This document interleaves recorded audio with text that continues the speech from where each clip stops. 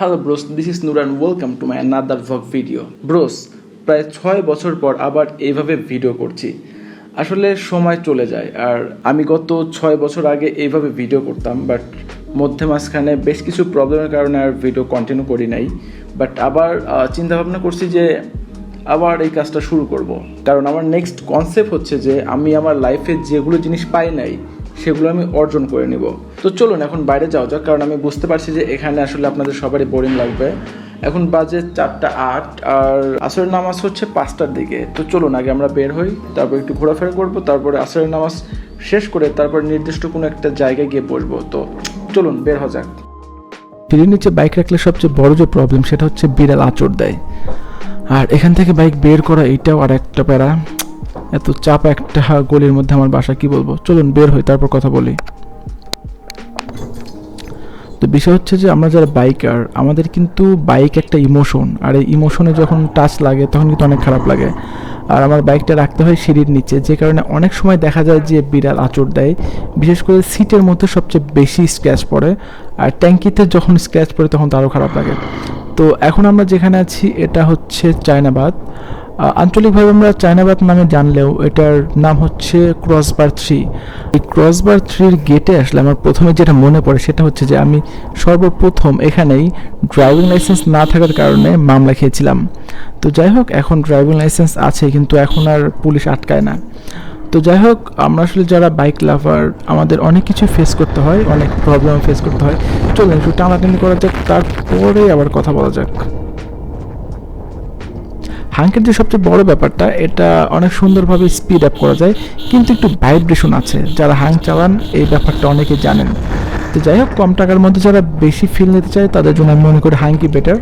আর হাঙ্কের মাইলেজও কিন্তু অনেক ভালো, আমি মোটামুটি 50-র মতো মাইলেজ পাই, অনেকে একটু কম পায়। আবার অনেকে কমপ্লেন করে যে অনেকে নাকি হাঙ্কে 30-35ও মাইলেজ পায়। আমি কখনো এত খারাপ মাইলেজ পাই নাই। আসলে কিছু কিছু সময় রাইডিংয়ের উপরেও এই মাইলেজটা ডিপেন্ড করে। তো যাই হোক, হাঙ্কের কথা সাইডে রাখি, আসি নেচারের কথায়। চায়নাবাদের এই নেচারটা আমাকে সব সময় টানে, কারণ আমি বাংলাদেশের মধ্যে যতগুলো সুন্দর জায়গা দেখছি চায়নাবাদ তার মধ্যে অন্যতম। কারণ চায়নাবাদে আসলে প্রথমেই যেটা চোখে পড়ে সেটা হচ্ছে বাম পাশে যমুনা নদী, ডান পাশে কাশফুল অথবা কিছু কিছু সময় একদম বিস্তীর্ণ চর, আর সামনে চোখে পড়ে যমুনা সেতু। আজ থেকে কয়েক বছর আগেও কিন্তু এই যমুনা সেতু ছিল বাংলাদেশের সবচেয়ে বড় সেতু। যাই হোক, পদ্মা সেতু হওয়ার পরে এখন যমুনা সেতু দ্বিতীয় নাম্বারে আছে, কিন্তু আগে এটি ছিল প্রথম। আর এটা হচ্ছে চায়নাবাদের একদম শেষ সীমানা। এখান থেকে যমুনা সেতু একদম ক্লিয়ারলি ভিউ, আর এত সুন্দরভাবে যমুনা সেতু কোথাও থেকে দেখা যায় না, শুধুমাত্র এখান থেকেই। আর এই চায়নাবাদগুলো দেওয়ার অন্যতম কারণ হচ্ছে আগে দেখা যেত যে নদীর যে ভাঙন, এই ভাঙনটা আস্তে আস্তে শহরের দিকে আসতো, কিন্তু এই চায়নাবাদের কারণে এখন আর শহরের দিকে কোনো ভাঙন আসে না। জাস্ট একটাবার তাকান, এখান থেকে তাকাইলে এত সুন্দর একটা ভিউ আসে যেটা আসলে ভাষায় প্রকাশ করা সম্ভব না। আমি ফোনে আসলে আপনাদেরকে ভিউজ দেখাইতে পারবো না, এটা বাস্তবে দেখতে হলে আপনাদেরকে এখানে অবশ্যই আসতে হবে, কারণ ফোনে আপনারা কখনোই ন্যাচারাল যে ভিউজটা এটা দেখতে পাবেন না। আর সামনে যে দেখতে পাচ্ছেন এটাই হচ্ছে যমুনা সেতু, এখান থেকে খুব ক্লিয়ার কাট দেখা যায়। আসলে ক্যামেরায় আমি কতটুকু দেখাইতে পারছি আমি জানি না। তো যাই হোক, আমি আপনাদেরকে জাস্ট বোঝানোর চেষ্টা করছি যে এই ব্যাপারটা এরকম। তো যাই হোক, এর ডান পাশে একটা ছোট নদী আর বাম পাশে হচ্ছে যমুনা, এটা হচ্ছে নদীর ঢাল আর কি। আর ওই পাশে ক্রসবার 2, ওইদিকে খুব একটা মানুষ যায় না, এই দিকে মানুষ বেশি যায়। তো আমি চিন্তা করতেছি একটু সামনে যাব, একটু যমুনার পাড়ে বসে আপনাদের সাথে একটু কথা বলবো। তো কি করব, তো চলুন যাওয়া যাক। একটু সামনে গিয়ে আমরা যমুনার পাড়ে বসে একটু একাকী কিছু কথা শেয়ার করি, তারপর দেখা যাক নেক্সটে কী করা যায়। আর এই যমুনার পাড়ে আসলে আমার সব সময় খুবই ভালো লাগে, কারণ যমুনার বিশালতা দেখলে নিজের মনটা অনেক বড় হয়ে যায়। তো যাই হোক, এখানে সন্ধ্যার পর আসলে আরও সুন্দর লাগে, কারণ সন্ধ্যার পর এখানে অনেকেই বসে থাকে, বিশেষ করে গরমের দিনে অনেকে এখানে বসে হাওয়া খায়, ভালো লাগে আর কি, যার যার যেমন ভালো লাগা। তো যাই হোক,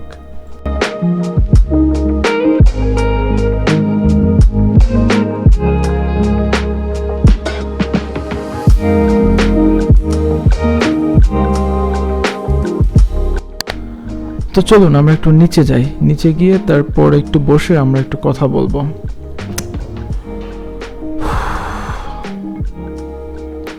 বিসমিল্লাহ। বাইকটা ঘুরায়া নিচে গিয়ে কথা বলি, চলেন এখানে আর কথা না বলি, সরাসরি নিচে গিয়ে দেখা হচ্ছে।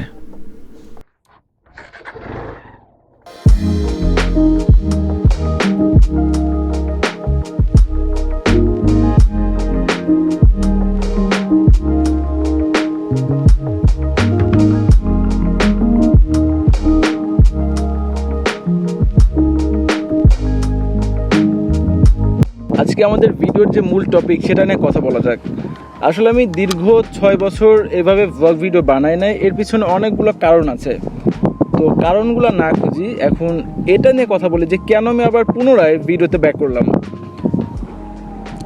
আমাদের সবারই কোনো না কোনো ইচ্ছা থাকে, কোনো আশা থাকে, কোনো আকাঙ্ক্ষা থাকে, কিন্তু আমরা আমাদের নিজেদের ভুলের কারণেই আমরা আমাদের সেই ইচ্ছা, আশা, আকাঙ্ক্ষা এগুলো হারিয়ে ফেলি অথবা নষ্ট করে ফেলি। বাট আমি একটা জিনিস চিন্তা করলাম যে যদি সব কিছু হারিয়েই ফেলি তাহলে জীবনে কি পাইলাম।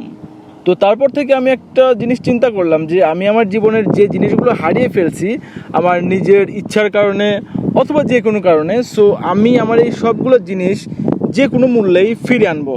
তো যে কারণে আবার নতুন করে সব কিছু শুরু করলাম। আর এর আগেও আমি এই চ্যানেলে বেশ কয়েকটা ভিডিও আপলোড করেছিলাম, কিন্তু সেগুলো এইভাবে করি নাই, মানে ফেস টু ফেস কথা বলি নাই, হয়তো বা ভয়েস ওভার দিয়েছিলাম, কিন্তু এগুলো আসলে আমার সাথে যায় না।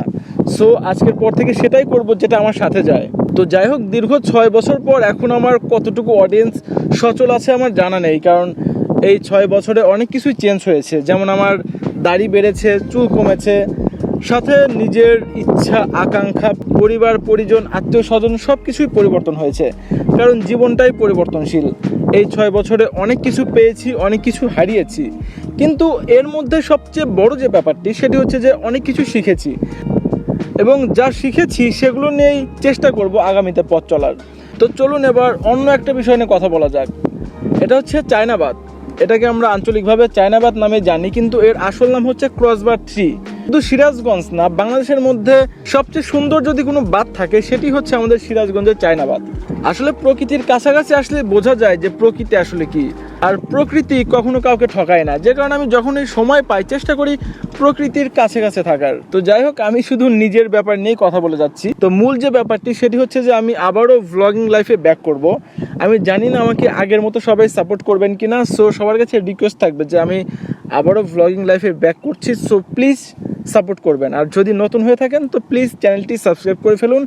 আজকে আমি ভালো কিছু উপহার দিতে পারলাম না, কারণ অনেক দিন পরে ব্লগিং লাইফে ব্যাক করছি, তো এখন অনেক কিছুই প্রবলেম হচ্ছে। যেমন আগে ফরফর করে কথা বলতে পারতাম, এখন কথা বলার মধ্যে অনেক জড়তা চলে আসছে। আসলে মানুষ পরিবর্তনশীল, সো হয়তো আস্তে আস্তে আমার এই জড়তাগুলো আমি কাটিয়ে উঠতে পারবো ইনশাল্লাহ। তো চলুন এখানে আর কথা না বলি, এখন বাজে 4:50। 5টার দিকে হচ্ছে আসরের নামাজ। তো আসরের নামাজ কমপ্লিট করে তারপর দেখা যাক কি করা যায়। চলুন এখান থেকে বের হওয়া যাক।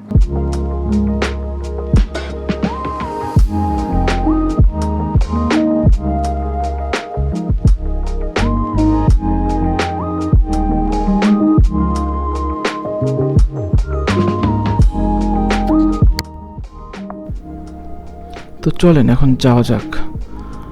আর আপনারা এরকম পরিবেশে কখনো বাইক চালাইছেন কিনা আমার জানা নাই, কিন্তু যমুনার পাড়ে এরকম জায়গাতে বাইক চালানোর ভিন্ন রকম একটা ফিলিংস আছে। যদিও আমার বাইকের চাকাটা চিকন, যে কারণে কিছু কিছু সময় বালির উপর স্লিপ করে, বাট রাইডার যদি ভালো হয় তাহলে চাকা কোনো ম্যাটার না। তো চলুন যাওয়া যাক। আর এগুলো জায়গায় আসলে যেগুলো বড় বাইক সেগুলো নিয়ে বেশি প্রবলেম হয়। ছোট ছোট বাইক নিয়ে এখান থেকে খুব ভালোভাবে রাইড করা যায়, যেমন 125 সিসি বাইকগুলো এখান থেকে সবচেয়ে ভালো চলে। এখন হয়তো অনেকে বলতে পারেন যে যাদের 150 সিসি বা অথবা হায়ার সিসি বাইক এখান থেকে ভালো পারফরমেন্স পাবে। আসলে পারফরমেন্স আসলে সিসির উপর ডিপেন্ড করে না। পারফরমেন্স কিছু কিছু সময় পরিবেশ, পরিস্থিতি অথবা যে রোড সেটার উপরে ডিপেন্ড করে। তো চলুন ওঠা যাক, তারপরে কথা বলি।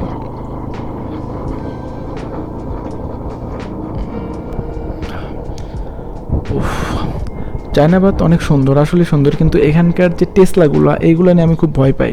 টেসলা বলতে এই যে রিক্সাগুলো, এই যে মেরে দিবে ভাব। তো আমি কোনো যানবাহনকেই ভয় পাই না, শুধুমাত্র এই রিক্সাগুলা। আগেই ভালো ছিল, যখন প্যাডেল চালিত রিক্সা ছিল সেগুলোর স্পিডও কম ছিল এবং নিরাপদও ছিল, কিন্তু এই ইলেকট্রিকগুলা কী যে অবস্থা ভাই। তো যাই হোক, এখন মানুষ সুবিধা যায়। তো নামাজের বেশি সময় নেই, তো চলুন জলদি নামাজটা আদায় করে তারপরে বাকি কথা বলি, হয়তো বা ব্লগটা শেষ করব। চলুন আগে নামাজটা আদায় করি। নামাজ মনে হয় শুরু হয়ে গেছে, সময়ও বেশি নাই, চলুন যাওয়া যাক।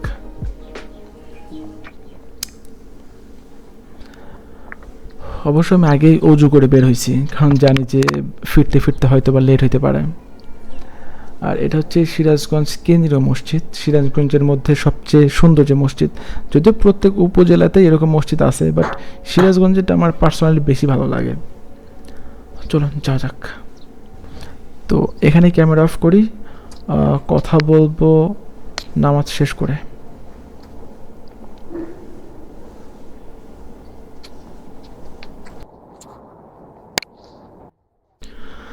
আলহামদুলিল্লাহ, নামাজ কমপ্লিট হয়েছে। চলুন এবার নামা যাক।